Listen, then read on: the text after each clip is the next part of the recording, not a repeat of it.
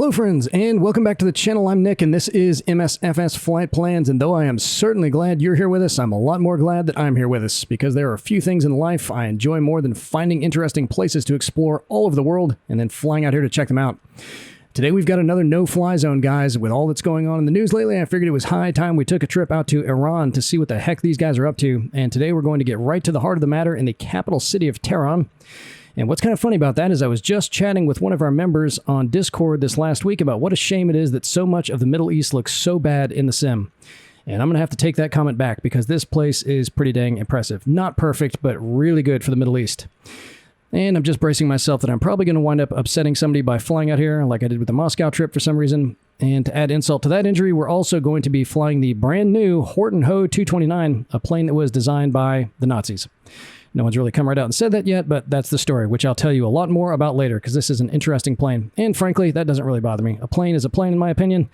I could care less who built it. It's like hating a kid because of his father. If something is cool, I say we just call it as we see it. And this baby is definitely cool, and also extremely unique for our roster of planes in the sim.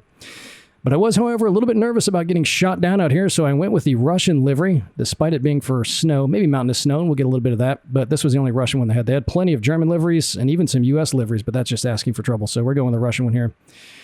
And this plane is about 25 bucks, I think. You know we don't do reviews on this channel, but I don't know. I think I'm getting tainted by the fact that inflation's been so bad and all the planes are just costing a little bit more. As you can see, it looks good. Definitely fun to fly. Really fun to fly. And it feels like it probably would fly like this for a plane like this, but there's just a few things that I probably would have asked a little bit more for, like some of the sounds when you start it up and open the window, you want to hear the sounds change, which it doesn't. And some of the stuff's not like super polished, but it's by iniBuilds. It's pretty cool. I like it a lot. I think it's worth the 25 bucks, but there's probably some things you could pick out. And check this out. Boy, those Germans didn't leave anything to chance. What is that, like walnut or something? Looks beautiful. All right, enough of that. Let's go ahead and shut the canopy and get her started up and wait till you see what it takes to start this thing. Okay, so battery on, fuel valves on, fuel pumps on, and ignition on. All right, now we got to get outside the plane to do this. So I'm going to have to change the camera just a little bit to do that. Starting engine. Check this out. So there's not an APU, as you probably noticed. So they've got like gas engines inside of this thing, which get it started up and spinning, I'm guessing. And you got to pull this little ripcord like a lawnmower. And it sounds like a lawnmower too. You ready? How awesome is that? Unbelievable. Okay, so that's that. Let me go ahead and hop back in and readjust my camera setting. I like sitting up a little bit higher in here because when we're not, you can tell it's kind of low and already the field of view is a little bit obstructed, but we're going to be doing some very tight turns, so we'll get to see great views of everything. Okay, that'll take a second to get going, so to turn the radio on, you just click any of these buttons down here. You will get a GPS, and it does have autopilot you can use. We're going to hand fly this thing the whole time because we're going to be twisting and turning all around these mountains. Going to be a lot of fun, so we'll get that set up, get our alternators on, check our baro, and while the engine is ramping up, which you'll hear in just a minute, let's go ahead and look at the Google map. So here's the Middle East, and if you haven't taken a real close look at Iran before, that is a big country. So here's Iraq. Look how big this is. And it is Iran, not Iran. I saw some soccer players get yelled at by an Iranian reporter for saying Iran. Iran is how you say that. And here's Tehran, sorry. And I thought that was a little bit more central to the country, but it's up here on the coast, which I'm very grateful for because you can see here, even on the non-satellite image, that this is really green, and we're going to be taking off north of Tehran, right up here by the town of Amal. So there's a little airport right here along the coast. We're going to come up this way, and this road right here runs through a very tight, jagged little mountain pass. We'll come around the biggest mountain in Iran, and then come right down this way and check out the city. We're going to loop down here like this, come around from the north on a very tight turn, which will give us a great field of view. Come around this way, and then we're going to land at an airport, which is right down here, which is their main airport now, Imam Khomeini Airport. And that's going to be it. All right, those things look like they've settled down, so I think we're in pretty good shape. And make sure all of our lights are on. Those seem to be good. All right, and that's the runway right there. And I don't know if you noticed before, but this thing has gigantic wheels on it. Absurdly large. I don't know why they put such huge wheels on it, but it's kind of weird when you're landing. As you'll see, you feel like you're going to be hitting the ground a lot later than you actually do. All right, parking brake off. And we do have some air brakes in here, which we'll probably need to slow down, and this thing can cook.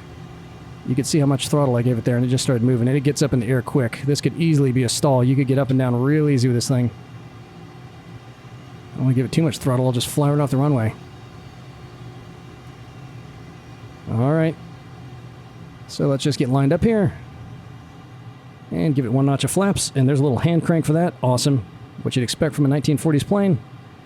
And get my notes set up here. All right, you guys ready? Well, let's do this. And you really feel when you're flying like you're descending because of the way the cockpit is angled. Like that's just level flight right there. And up we go. So it's kind of hard to tell, and all the gauges are in German, and as far as I can tell, you can't switch them over to English. So our airspeed indicator is in meters per second, or sorry, kilometers per hour. Our vertical speed indicator is in meters per second, which I'm going to try to figure that out. So we'll just kind of eyeball it. And then the altimeter, again, is in kilometers, just like that last plane that we took. And since we're going to be going up in the mountains, my frame of reference is going to be around 3 kilometers, which is about 10,000 feet. So I'm going to kind of gauge it off of that as we're going along. So I don't know how many of you guys know any Iranian folks around where you live, but I've met a few here in the U.S. over the years, and they're all fantastic people. Every one of them. Very smart, very funny, very witty, and characteristically passionate about anything they happen to be talking about, which can almost come off as aggression until you get used to their social mores, and I've really come to appreciate it. And if you ever need to buy a car, bring one of those guys with you. You'll walk out of there with a new car and the salesman's car. They can haggle with the best of them. And all of them that I've known have a particular fondness for their homeland, not too keen on the current political regime, which is important to note. Kind of like most people I know in the U.S. And after I took this flight, I can understand why they love this place. As we're about to see, it has some really beautiful and diverse landscape and tons of history, which we're not going to have a lot of time to get into. So that water we saw off to our right was the Caspian Sea, and this region we're over now is called the Mazandaran province, which happens to be the rice capital of Iran, so I guess that's what they're growing down there. And you can see it's awfully green for Iran. You wouldn't think there's places like this, and it really just seems to be in this little strip right out here. And there's a city off to our left called Amal, which is one of the oldest in the country, and the country itself is ancient, so that tells you something. And that place was established in the first millennium BC, but they had roaming bands of population in this area long before that. And we're intentionally not flying over it because it looks overly AI-ish, and I don't want to taint the rest of this trip with something like that. And you can see down here, this looks real nice. There'll just be a few spots, some bare spots in the trees along these mountains, but other than that, it looks really good. All right, I'll give you one peek at it. There it is. And there's not that much to see over there anyway. So we're just coming up on this little mountain pass over here. This range up ahead is called the Alborx Mountains, and it runs about 370 miles along the southern end of the Caspian. And in a few minutes, see just peeking out over the top of it over there? We're going to get a nice look at that bad boy. That's Mount Damavand. And that is the highest in Iran at 18,400 feet. And though it's not even close to the top 100 mountains in total height, it is the 12th most prominent in the world, which is defined as the minimum height of climb to the summit on any route from a higher peak, which seems overly complicated, or sea level if there's no higher peak, which is the case out here. So that's the 12th most prominent, whatever that's worth. And they say that these mountains could be as old as 23 million years, which makes them fairly young on the geological scale, formed by the convergence of the Iranian, Eurasian, and Arabian tectonic plates. And they've got it all out here. Desert, forest, snow. It's a mountain lover's dream. Alright, so once we get into this pass, I'm going to floor it not quite to where the afterburners come on. And I think this has afterburners. I don't know. When you put the throttle all the way forward and look from the outside, you can see the engines light up, but I don't want to go quite that fast. But this is going to be, if you get a little motion sick, you better just buckle your seatbelt, because this is going to be a fun little course through here. So we'll just kind of take in the sights as we go along. Alright, the only spot really that's got that naked seat right there, right down in here. Other than that, there'll be a little bit of stretching just because we're going to be so close to it, but other than that, and again for the Middle East, looks really good. If you've been out to like Baghdad, Syria, Lebanon, those areas are just so bad and really grainy. This has pretty good fidelity, and when we get out to Tehran, it is very believable, despite being mostly default stuff. Very believable. I do have 2 add-on packs, maybe even 3 for this one. One of them is the main airport in Tehran, where we're not landing, the main one in downtown Tehran. We're landing at one a little south of town, which is now the main airport. And then another add-on pack, all of them are freeware, which put some landmarks in Tehran, which is cool. No payware packs for this one. All right, here we go. You ready? My butt kickers are already shaking by turning like this. So we're just going to follow this road around to the southern end of that mountain. Let's see how low we can get. Stay off the radar. And as you look around down here, there's all kinds of little villages and stuff tucked down these mountains. And those colors like that red roof building down there, that's true to life. I was looking at them on the Google map. All the footprints are about right. Some of them will be a little bit bent, hanging over. There's a little stretch spot there on the left. And because of the different coloration of the sand, you can tell on the right it's a lot more defined, so there must be some kind of break that improves the satellite image coverage on the right side of us right now. Let's hop outside this thing. Look at that trail of green smoke. That's how they did it in the 1940s. They didn't care what color the smoke was. That yellow building there is accurate, and look at this thing on the left here. What do you think that is? Probably something very secret, tucked up there like that. Well, we spotted it. Iran, we spotted it. All right, here we go.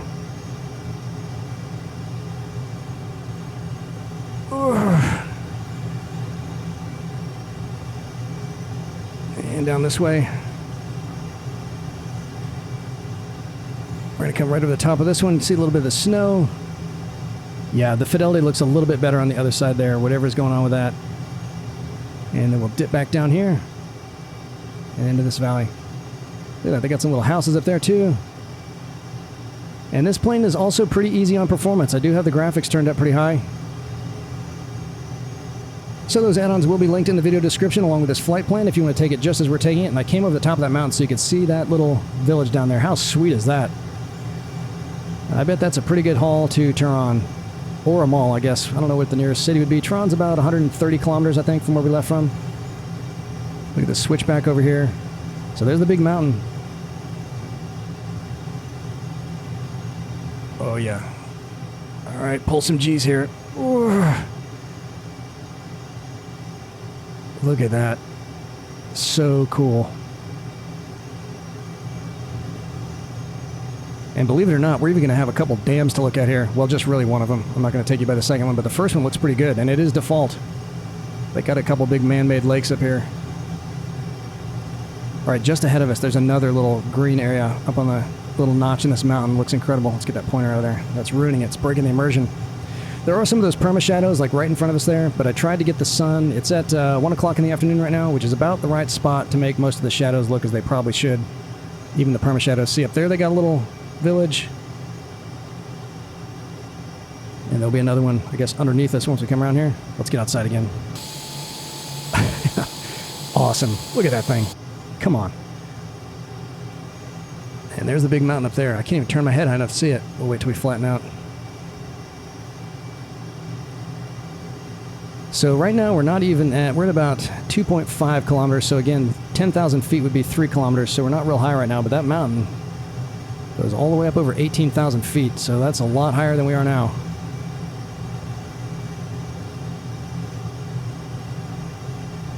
Look at this stuff. What a diamond in the rough, I'll tell you. Look at that. I mean, that's a pretty big little village up there. I wouldn't even call it a village. It's huge. And here we go, the other side. Ugh. All right. Yeah, some of that stuff down there looks a little bit too vertical. But again, AI generated. Looks great for that category. I actually do feel like I need to like breathe heavy. My seat is just shaking like crazy. All right, there's that mountain up there. Look at that. That is gorgeous. Really gorgeous. I'm going to have to do our thumbnail with a shot from the other side of the plane with that thing in the background. So yeah, I really wanted to go out by Baghdad. There's so much history out there. Doesn't look great. Flew from Kuwait up into there. It was not a stellar trip. But hopefully 2024 will bring us something better in that regard, which isn't too far away at this point. All right, so here comes this dam. Let's get over on this side of it so that we can really take a nice look at it. And the lake behind it is called Lar Dam Lake, and the dam is called Lar Dam. And they opened that in 1982 to provide drinking water for both Amal, which is that little city to our left when we were coming over the mountains, and Tehran. And they threw a few power plants out here too. And they bang out a respectable 162 megawatts between the two of them. But they said one of them is like they had to build a 20-kilometer tunnel to get down to where one of the power stations are. So I couldn't find where it is, but that's a pretty big tunnel they had to dig for that. And as you're going to see, this one is an earthen dam, it looks like. The other one, the bigger one, is very, very nice looking in real life. I'll show you where it is on the satellite map, but it was horrendous in the sim. And And we'll get a funky road and a funky river, but this dam is going to look great. The spillway looks really good. Real nice. What an amazing landscape. All right, so there's the dam. The spillway is going to be running down this side over here. And again, looks nice for... I wonder if that's one of the power stations, but you'd think it wouldn't be way up there. You'd think it'd be down on the ground or closer to... at least underneath the water table. Look at this thing. There's the spillway. That looks great. And I think this is probably steeper than it looks here in the sim, because when we see it from overhead, it looks a lot steeper than that. It's kind of terraced going down there. All right, we got to take another sharp turn over here, real sharp. We're going to cut through this little pass right here, head over these mountains, and then we'll be on our way to Tehran.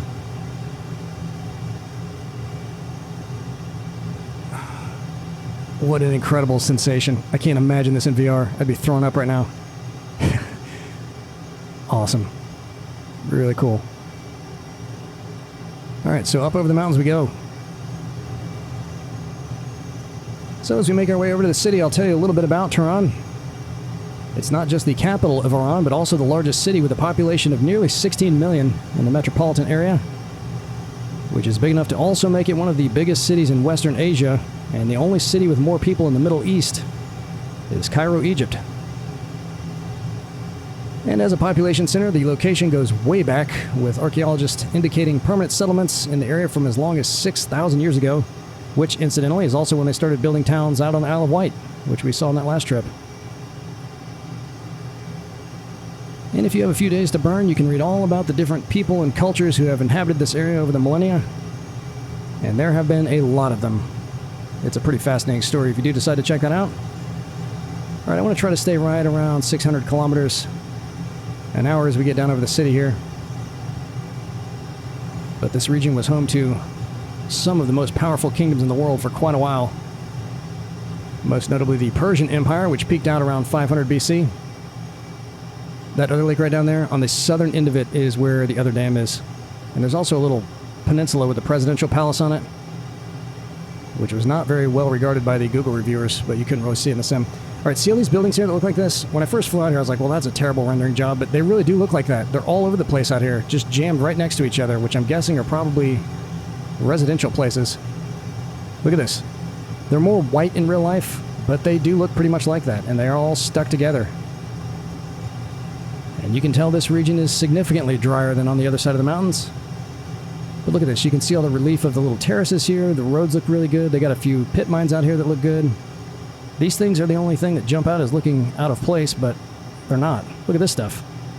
All the colors seem to be right with everything. Really cool.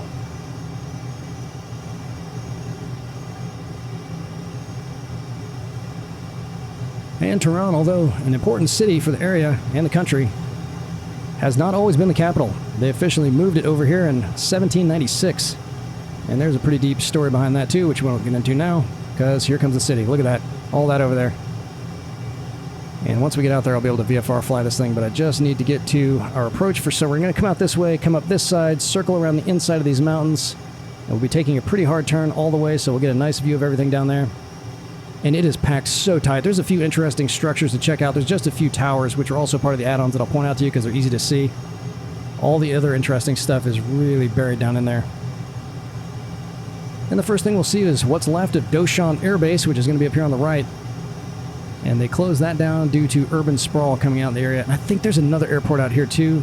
I don't think that's it. This other one is like really buried in what is now a pretty heavy population center out here. All right, let's check on little NavMap. I need to come out here just a little bit more. Almost looks like the Nazca line's down there, doesn't it? So they're growing some stuff. Probably pumping water in from one of those reservoirs they created. All right, so let's see if we can spot where that airport is.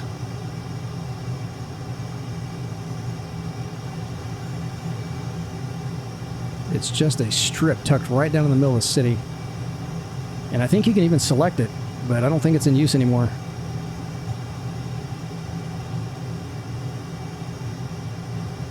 There it is right there, right in front of us. That's it. And you can see it's right in the middle of the city now. And somewhere out here there's a huge mosque, which again is kind of tucked into everything. I'll show you where that is on the satellite map that, according to Wikipedia, they've been building for like 20 years and it's still not done. And I can't recall exactly where that is because it's buried out here too, but we got to get around this way so we can see some of these towers. Look at this, the stadiums aren't flat. Not spot on, but pretty close. Pretty close. We got a few big universities out here, which are also hard to kind of pick out. All right, so we got a few towers up here. The first is a residential place called the Tehran International. And you can find that because you got to look for the other big tower. So there's a really tall tower there. There is where the residential place is, and that goes up about 531 feet, making it the largest residential building in Iran. That's also an add-on there. And the only skyscraper in Iran, and I don't know what qualifies it as a skyscraper, but that's one of them. And this thing here is called the Tehran Tower, and that opened in 2008 and is the tallest tower in Iran at 1,427 feet. And of course there's a revolving restaurant there. And I thought I saw someone say that there was an aquarium with dolphins in it in there, but I couldn't have read that right. Surely it's not in the top of that tower. But that'd be incredible if it was. Imagine hauling a dolphin up there in an elevator. I would definitely check that out. Look at this down here. That looks superb. Head and shoulders above anything out in Iraq. Really, really good. And out here in this lake, which I don't know if it's man-made or not, they're building a couple little islands going out on the sides of it. Nothing's on top of them yet, but I guess they have some big plans for whatever's going on out there, too. And we're going to come around the airport, this one here, which used to be the main airport, and see a place called the Azidi Tower that opened in 1972 and marks what used to be the western entrance to the city. And it's going to be way down here at this end of the airport, so you can see the sprawl has made it pretty far from the western side of the city these days. And it's clad entirely in marble, and was commissioned to mark the 2,500-year anniversary of the Persian Empire.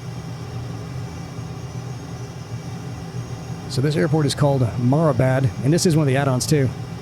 Also freeware. And they opened that in 1938.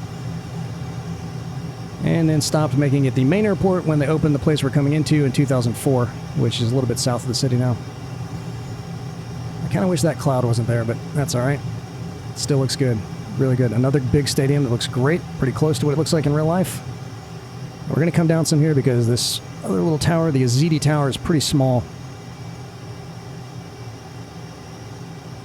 And last time I was out here, all the scenery disappeared and then came back again, so hopefully it won't do that again. Oh, there, it just did it. But that was pretty quick. That one's not too bad, looks pretty good. Okay, so here's that little tower. Let's see how close we can get to it. Boy, this is going to really piss off the officials out here. I probably think it's one of their drones. See it down there? And it looks like it might be a little more light color than that in real life. That looks a little bit brown, but we're still pretty far away from it. But that's it. Used to be the western entrance to the city. Okay, so we got one more airport to check out, which I really couldn't find out too much about it. It's called the Kali Morgai Airport. And it's kind of behind our little window thing there. That's it right there. Let me pull up some. I couldn't find a wiki page for it, so I don't know really anything about it. But there were a couple of commercial charter companies that seem to be running out of there now. So I guess that's what they're using it for. Well, that's kind of neat how it's surrounding the big circle. Those are about 5,000 feet each, those runways. Also looks good. Alright, so we're heading to this extra airport out here because there's no way I'm going to land down there. They would arrest us and probably imprison us and torture us as soon as we got on the ground. So we're going to come down here to the Khomeini Airport. Look at all those colors. Now that we're nice and close, you can see just how good of a job that is. I mean, you could almost mistake that for photogrammetry. Really looks nice. Really looks nice. Okay, my next VFR marker to come in here is, oh, we got some storm clouds rolling in. These were not here literally an hour ago. I took another test flight, and those were not here. How's our wind looking? 7 knots, not too bad. And we will have a headwind on landing if it stays like that, so that's good. Alright, so since we have a few minutes, let me tell you a little bit more about this fascinating little plane that we're flying here.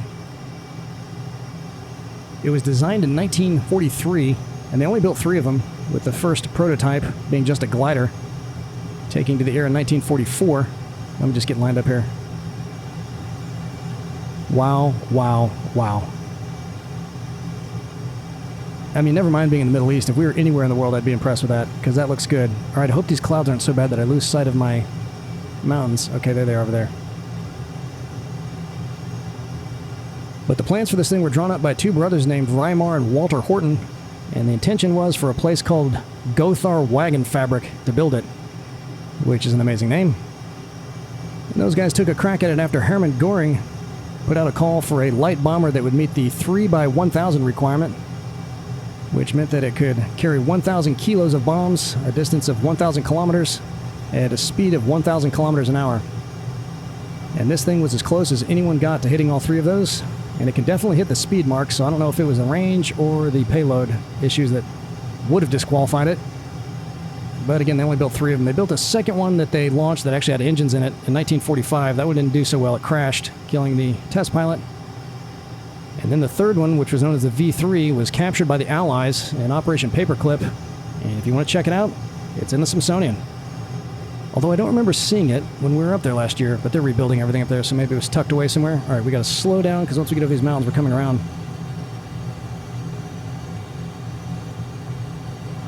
All right. And we'll take another look at these huge wheels once we get them down here. One of the problems they had with this plane's flight dynamics, which feels like it's probably accurately modeled in here, is the yaw control, particularly at low speeds. Once we get under about 200 kilometers an hour, the rudder pedals really don't work. So what they did to get it to work while you're going faster is it's kind of like the B-2 Spirit. You know, it had those split ailerons on the back of it, on the back edges of the wings. This has the same kind of thing, but it's not on the trailing edge.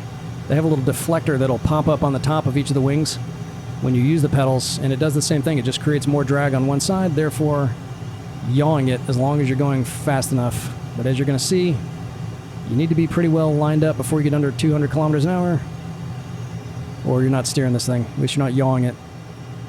All right, I'm going to throw the speed brake out for just a minute, because we need to get to about 250 kilometers an hour for our gears. And you can see they got two runways up here. I'm going to take the one on the left because that thing in front of us is going to become an obstruction as I try to see the runway, and that one on the left has that other thing sticking out down there, which will be very helpful. All right, gears out. I kind of like these storm clouds gathering out here. And it must be wet enough to grow something because I still have a lot of fields out here. All right, let's take a look at these huge wheels. Look at that. And look at that green smoke coming out. Awesome. Looks like they pulled those wheels off of a wrecked B-17 or something. Well, it was Germany, the late 1940s. They're probably scrapping together anything they could find. All right, so the stall speed appears to be around... There wasn't a manual that came with it, at least not that I could find, so I don't know what the approach speed is. It looks like it'll probably start stalling at around 150 kilometers an hour. So we'll try to stay above that. And we'll go ahead and give it 2 notches of flaps out of 4 in total. And slow down some more.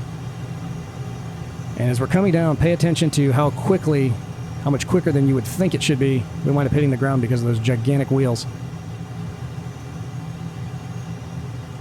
So we're probably coming down, again, that's not in feet per minute, it's meters per second. So we're probably coming down at about 250 feet per minute right now. And, well, now we've got an 11-knot tailwind, which is fine. Yeah, see, right now you can't see the runway at all. All right, we're roughly on track. Boy, I feel like we're just barely moving. So we'll pick it up a little bit. Once we get on the ground, we'll take a look at little NavMap. I'll show you the satellite view of everything.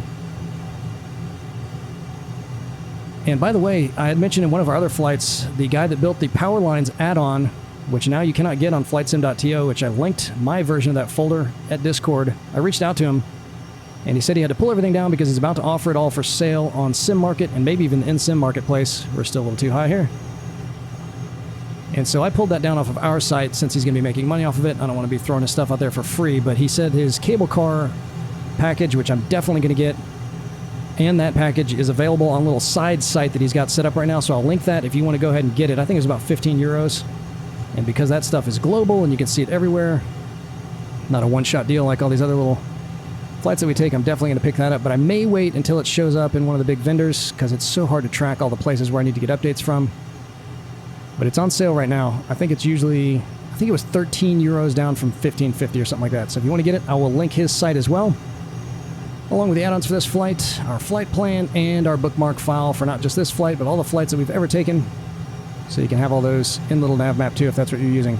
And of course, they link to our Discord server, which you should definitely check out if you haven't done that yet. All right, I got a lot of back pressure on the stick, so I'm going to trim up some here, give it full flaps, get over this threshold here.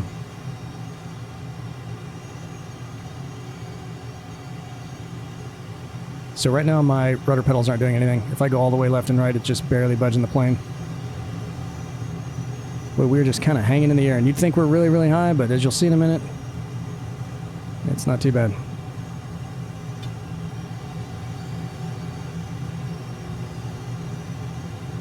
Are we down yet? Nope. There we go.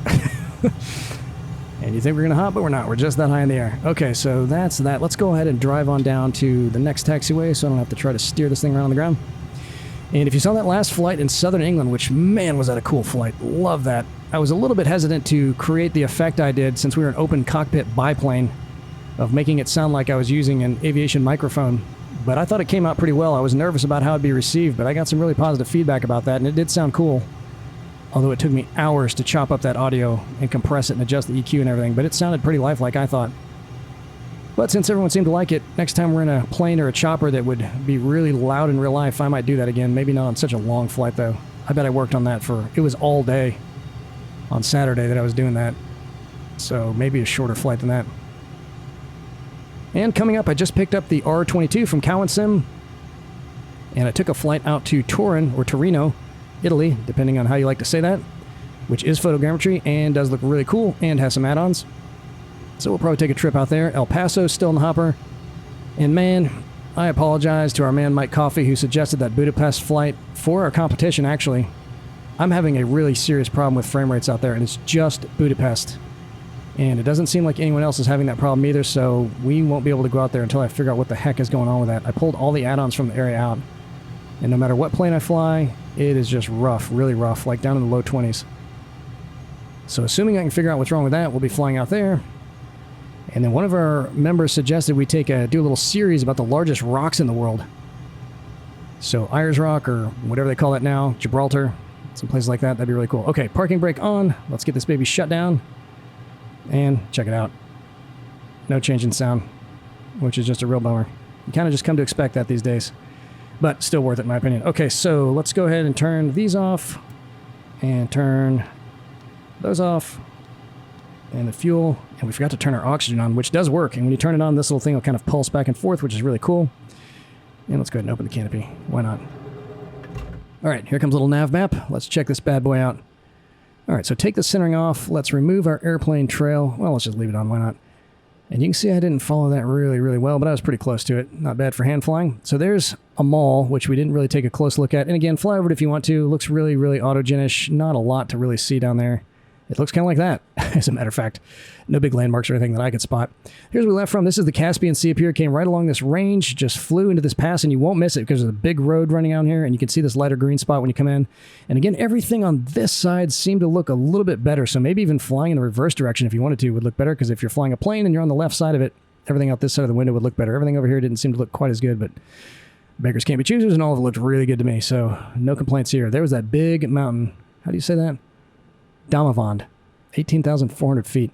And it does just kind of really stick up out there by itself, doesn't it?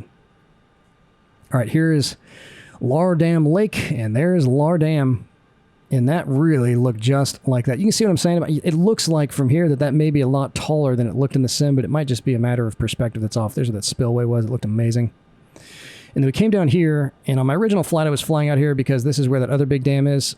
And you can't see the front of it because we're right on top of it here in the satellite image, but along this edge of it, there are some beautiful big like pillars and stuff out there. It's an amazing looking dam. And they got another little one down here with a spillway. Both of them look terrible, unfortunately, in the sim. So we were going to fly over it from this side, only see the back of it. And even in here, it looks a little more wavy than it probably is in real life. Here's where that presidential palace is, which does have a helipad on it, but that doesn't look like much in the sim either, so we didn't miss anything by not going out there. Okay, so we flew out this way, and I should have flown this way, which is why I didn't spot that airport, because I was looking out my right window for it, but we did wind up seeing it right in front of the plane. This is the one that's been shut down now that used to be the airbase. And here's some landmarks I was telling you about that would just be so hard to pick out. I mean, you could see this big park here if you wanted to, but this is called the Golestan Palace, which was one of the big royal citadels back in the day. Looks amazing from the ground, but really hard to pick out in the sim. And then here's that big mosque is. The footprint of this is right, and even this thing is down there, but the detailing and the relief isn't quite right. So that's that mosque that they've been building for 20 years. And then we got over to the towers, which you will be able to spot. So just look for this big one sticking out over here, the Mehrabad Tower, which may or may not have dolphins up in the top of it. And then you can see this thing down here. If you just look a little bit to the east, and all this section here is Addons. That is the tallest residential building in Iran. Stadium looked amazing. And here's that lake I was telling you about. Obviously, they're planning on building something out there. They got little parks going on and everything out here, so I wouldn't be surprised if in a few years we saw some pretty big buildings on top of those. I don't know what their plans are. Ooh, look, and even a tunnel there. How did I miss that? Okay, so this area looks great too, by the way. All of these colors are true to life. Looks really cool, this area out here. So if you want to loop around a little bit further, all that looks really amazing. This airport looked good. That was one of the add-ons. And then here's the Azidi Tower, and that's definitely more white. Unless the sun's just blasting it, it's more white than it appeared in the sim. But that's where that is. And that used to be the western gate of the city. Wow. And then here's that other airport, which I couldn't really figure out exactly what's going on with that. But there's their 2 runways, and you can pick those out and land them if you want to. And then we came on down here to Khomeini International, which is a pretty good ways outside of town, isn't it? And that is Tehran. Really, really impressed me. Man, I was not thinking we'd ever be able to take a good flight in the Middle East, but that looked really cool. And if you're trying to get familiar with what all is going on out there, which hopefully won't be much more, hopefully that thing doesn't flare up any more than it already has, that's where the capital is. Had an absolute blast as always, learned all kinds of amazing things, flew an amazing plane over some amazing landscape, and I cannot wait to see you all again in the skies. Later.